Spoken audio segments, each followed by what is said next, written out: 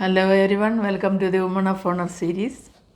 എല്ലാവർക്കും ഒരു നല്ല വീക്കെൻഡ്, ഒരു നല്ല സൺഡേ ആശംസിക്കുന്നു.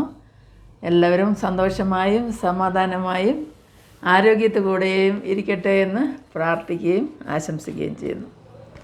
എല്ലാവരെയും ഒറ്റ വാക്കിൽ സ്വാഗതം ചെയ്യുകയാണ്. ഇന്ന് ബൈബിളിൽ നിന്ന് ഒരു ചെറിയ വാക്യം പറഞ്ഞുകൊണ്ട് അതിൻ്റെ ഏതാനും ചില കാര്യങ്ങൾ പറയാമെന്ന് ഷെയർ ചെയ്യാമെന്ന് വിശ്വസിക്കുന്നു. എന്നോടൊപ്പം ആയിരിക്കുന്ന എൻ്റെ എല്ലാ സഹോദരങ്ങൾക്കും നല്ലൊരു ദിനം ആശംസിക്കുകയാണ് ഒരിക്കൽ കൂടി. ഇവിടെ നമ്മൾ യെശയ്യാ പ്രവാചകൻ്റെ പുസ്തകം 62-ാം അധ്യായം 3-ാം വാക്യം വായിക്കുന്ന ഇങ്ങനെയാണ്: യഹോവയുടെ കയ്യിൽ നീ ഭംഗിയുള്ള കിരീടവും നിൻ്റെ ദൈവത്തിൻ്റെ കയ്യിൽ രാജമുടിയും ആയിരിക്കുമെന്ന്. ഇത് ഇസ്രായേലിനെ കുറിച്ചാണ് പറയുന്നത്. ഇസ്രായേലിൻ്റെ വീഴ്ചയ്ക്ക് ശേഷം ഒരു നല്ല ഫ്യൂച്ചർ പിന്നീട് ഉണ്ടാകുമെന്ന് ദൈവം അവരോട് അരുളി ചെയ്യുകയാണ്.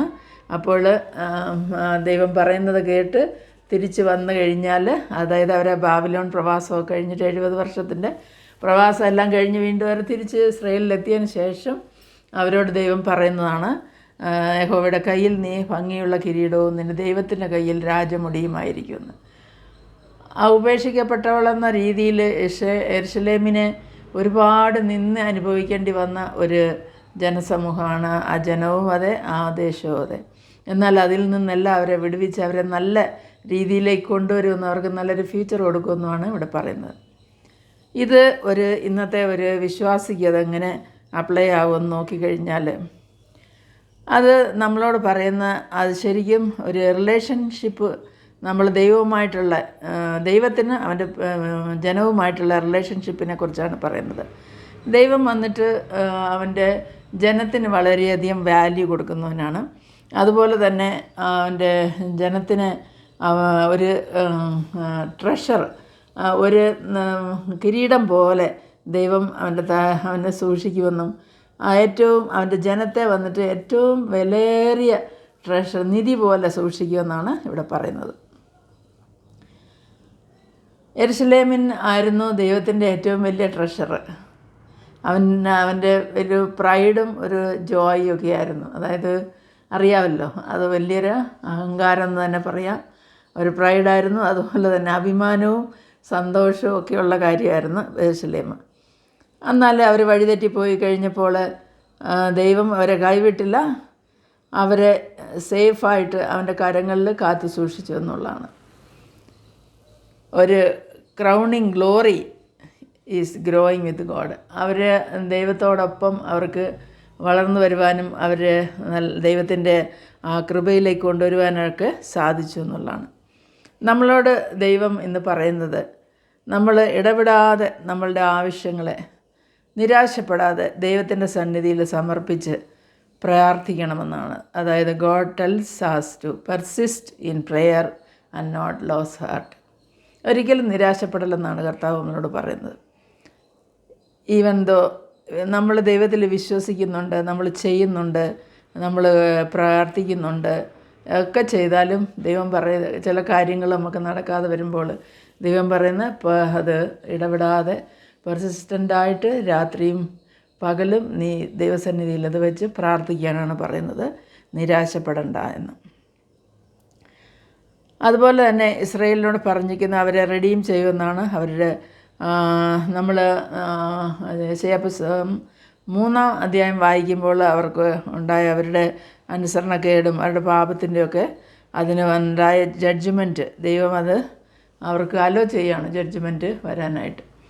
അപ്പോൾ ദൈവം ശിക്ഷിക്കുന്ന ദൈവമാണോ എന്ന് ചോദിച്ചാൽ, പാപം ദൈവത്തിന് ഇഷ്ടമല്ല, ദൈവം ശിക്ഷിക്കും. നമുക്കറിയാമല്ലോ, ഏദൻ തോട്ടത്തിൽ പാപം ചെയ്തപ്പോൾ ആദമിനെ ഹവ്വയെയും പുറത്താക്കിയ ദൈവമാണ്. ഇപ്പോൾ കരുണയുള്ളതുകൊണ്ട് മാത്രം നമ്മളെയൊക്കെ നിലനിർത്തിയിരിക്കുന്നതെന്ന് പറയാം.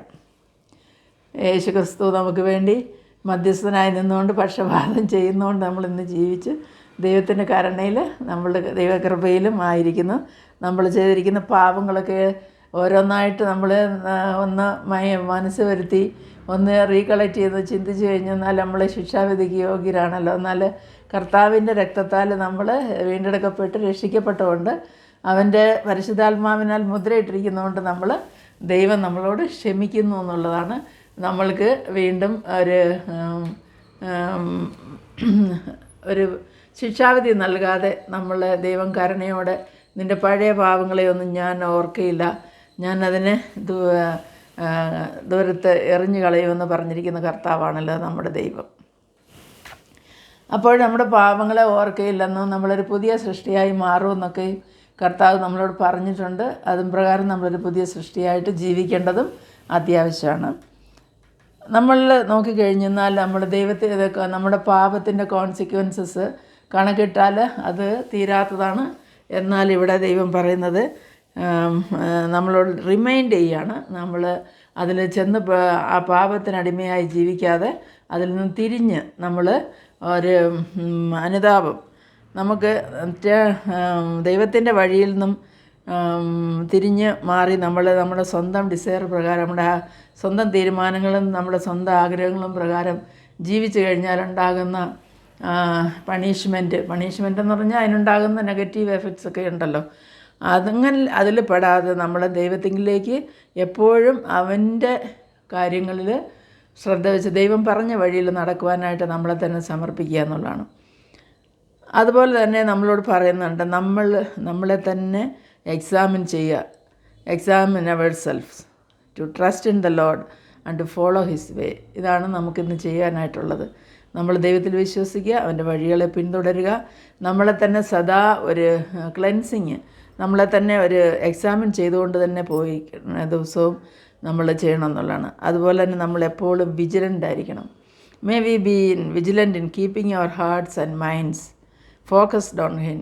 ദൈവത്തിൽ തന്നെ ഫോക്കസ് ആയിരിക്കണം, വഴിതെറ്റിപ്പോകാതെ, അവനിൽ നിന്ന് ദൂരേക്ക് പോകാതെ നമ്മൾ സദാ വിജിലൻ്റായിട്ട് നമ്മുടെ ഹൃദയത്തെയും മനസ്സിനെയും ദൈവത്തിൽ അർപ്പിച്ചുകൊണ്ട് അവനിൽ ഫോക്കസ് ചെയ്തുകൊണ്ട് നമ്മൾ വരവാനിരിക്കുന്ന ശിക്ഷാവിധിയെ അവോയ്ഡ് ചെയ്ത് നമുക്ക് ജീവിക്കേണ്ടത് അത്യാവശ്യമാണ്. അല്ലെങ്കിൽ യഹൂദാജനത്തിനും ബന്ധപ്പെട്ടതായ അതേ പ്രശ്നങ്ങളും അതേ ശിക്ഷാവിധിയിലും നമ്മളും പെടുമെന്നുള്ളതാണ്. നമുക്കുമുണ്ട് ഒരു ന്യായവിധിയുണ്ടെന്ന് നമ്മൾ വിശ്വസിക്കുന്നുണ്ടല്ലോ, അവനവൻ ചെയ്ത പ്രവൃത്തിക്ക് അനുസരിച്ചുള്ള ശിക്ഷ കിട്ടുമെന്നാണ് വചനം പറയുന്നത്.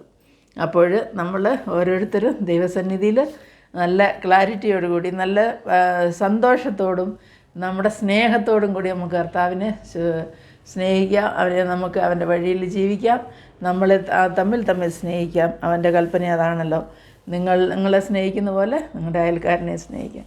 അയൽക്കാരനെ സ്നേഹിക്കുക, നമ്മുടെ സഹോദരങ്ങളെ സ്നേഹിക്കുക. നമ്മൾ ഓരോരുത്തരെയും അങ്ങോട്ടും ഇങ്ങോട്ടും ദൈവസ്നേഹമുള്ളവരായി നമ്മൾ ജീവിക്കാം. നമ്മുടെ കുടുംബങ്ങളിൽ സ്നേഹമുണ്ടാകട്ടെ, നമ്മുടെ സമൂഹത്തിൽ സ്നേഹമുണ്ടാകട്ടെ. ദൈവം നമ്മളെല്ലാവരെയും ആളാം പ്രതി അനുഗ്രഹിക്കട്ടെ എന്ന് പ്രാർത്ഥിക്കുന്നു. ഈ വീഡിയോ കാണുന്ന ഓരോ മക്കൾക്കായും പ്രാർത്ഥിക്കുന്നു. നിങ്ങളെ ദൈവം അബ്യൂഡൻ്റിൽ കണക്കില്ലാതെ ഉയർച്ചയിലേക്ക് കൊണ്ടുവരട്ടെ. എല്ലാവരെയും ദൈവം അനുഗ്രഹിച്ച് ആശീർവദിക്കട്ടെ എന്ന് പ്രാർത്ഥിക്കുന്നു. Bye to all. നല്ല ഒരു ദിവസം വീണ്ടും നേരുകയാണ്. ഇഷ്ടമായെങ്കിൽ ലൈക്ക് ചെയ്യാൻ മറക്കരുത്. Please subscribe. ബൈ.